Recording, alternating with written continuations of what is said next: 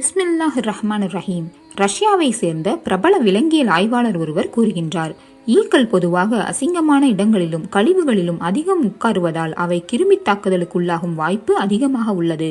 அதனால் ஈயினமே அழிந்துவிடும் சாத்தியம் இருந்தும் கூட அவை எப்படி தொடர்ந்து உயிர் வாழ்கின்றன என்ற கேள்வி என்னில் எழுந்தது. அதற்கான காரணத்தை அறிய ஆவல் கொண்டேன். எனவே ஒரு நாள் எத்தனால் திரவத்தில் கொஞ்சம் ஈக்களை பிடித்து போட்டு அதில் ஊற வைத்தேன். மறுநாள் அந்த திரவத்தை பார்த்தபோது அதன் மேல் பகுதியில் ஆடை போன்ற திரவம் படிந்திருந்தது. அதை எடுத்து ஆய்வு செய்த போது அது முழுக்க முழுக்க நோய் எதிர்ப்பு சக்தியின் திரட்டு என்பதை அறிந்து கொண்டேன். ஒப்பீட்டளவில் மனிதன் உடலில் உள்ள நோய் எதிர்ப்பு சக்தியின் அளவை விட ஈயின் உடலில் உள்ள நோய் எதிர்ப்பு சக்தியின் அளவு பன்மடங்கு அதிகமாகவே உள்ளது என்கின்றார்.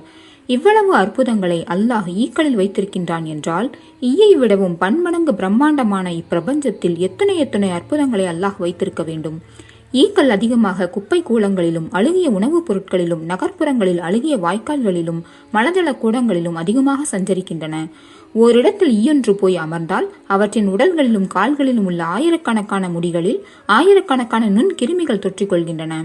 ஈக்கள் நமது உணவுகளில் வந்து மொய்க்கும் போது அக்கிருமிகள் நமது உணவுகளிலும் தொற்றிக்கொள்கின்றன. இதனால் மனிதன் பல நோய்களுக்கு ஆளாகின்றான். ஆனாலும் அல்லாஹ் அதே ஈக்களில் நோய் எதிர்ப்பு சக்தியையும் வைத்துள்ளான். இன்று விஞ்ஞானம் கூறும் இத்தகவலை நபி அவர்கள் 14 நூற்றாண்டுகளுக்கு முன்பு கூறிய அற்புதத்தை பாருங்கள். நபி அவர்கள் கூறினார்கள், உங்கள் குடிபானத்தில் ஈ விழுந்தால் அதை உள்ளே மூழ்கடித்து விட்டு பின்னர் வெளியில் எறிந்து விடவும், ஏனெனில் அதன் ஒரு இறக்கையில் நோயும் மற்றொன்றில் நிவாரணமும் உள்ளது என்றார்கள். ஈக்களின் ஒளி ஊடு புகும் விதத்தில் அமைந்திருக்கும் இறகுகள் மிக விரைவாக பறப்பதற்கு ஏற்ற விதத்தில் உறுதியாக படைக்கப்பட்டுள்ளன. அத்தோடு கண்களுக்கு தென்படாத அமைப்பில் மிக மெல்லிய இரத்த நரம்புகள் 100 கணக்கில் அவற்றில் ஓடிக்கொண்டிருக்கின்றன.